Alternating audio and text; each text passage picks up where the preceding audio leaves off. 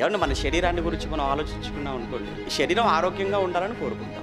శరీరం ఆరోగ్యంగా ఉండాలని కోరుకున్నప్పుడు ఈ శరీరానికి మనం ఏం పెట్టాలి? ఆరోగ్యకరమైనవి పెట్టాలి. ఎప్పుడు తాగుతూ, మందు తాగుతూ, సిగరెట్ తాగుతూ, పనికి మాలినవన్నీ నోట్లో వేసుకొని నములుతూ, నేను హాస్పిటల్కి వెళ్ళొద్దు, నాకు అసలు ఏ రోగం రావద్దు అని కోరుకోవటంలో ఏమైనా న్యాయం ఉందా చెప్పండి? ఇప్పుడు నువ్వు ఆరోగ్యాన్ని కోరుకునేవాడివైతే నువ్వు తీసుకునేదేంటి? నువ్వు సేవించేదేంటి?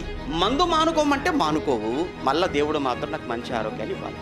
సిగరెట్ మానుకోరా అని చెప్పి బ్రతిమలాడి చెప్పినా ఆఖరికి తాగి ఆ పెట్టి మీద ఆడవాడు ఫోటో కూడా వేస్తాడు, ముఖేష్ గారి ఫోటో కూడా వేస్తారు. ఆడెవడ నీ తమ్ముడే, నీకటి ముందు పోయాడు. ఆడ తాగి ఆ గద ఏమంటే ఆ సైడ్ ఆ చెంపలన్నీ కూడా క్యాన్సర్ వచ్చి తినేసి చూస్తేనే భయపడిపోయే పరిస్థితి ఉంటుందండి. అంత భయంకరంగా ఉంటది. అయినా వీడు పెద్ద హీరోలా అక్కడికి వెళ్ళిపోయి సిగరెట్ తీసి నోట్లో పెట్టి రజనీకాంత్ స్టైల్లో ఎగరేసి, ఇంత అవసరమా?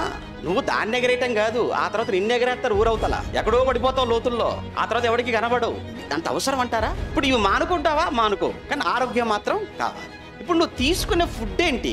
నీ ఆరోగ్యం రావాలని నువ్వు కోరుకోవటంలో ఎక్కడ న్యాయం చెప్పండి? ఏమండి, అసలు మనం చేసే వాటికి, మనకు వచ్చే వాటికి, దేవుని మనం అడిగే వాటికి ఏమైనా సంబంధం ఉందా? ఒక్కసారి మీరు ఆలోచించండి ప్లీజ్. మనం ఏది విత్తుతున్నాం, ఏది ఆశపడుతున్నాం? నువ్వు అనారోగ్యకరమైనవి నువ్వు తింటూ నీకు ఆరోగ్యం రావాలి, ఆరోగ్యంగా ఉండాలని నువ్వు కోరుకోవటంలో ఏమైనా న్యాయం ఉందా అని అడుగుతున్నాను.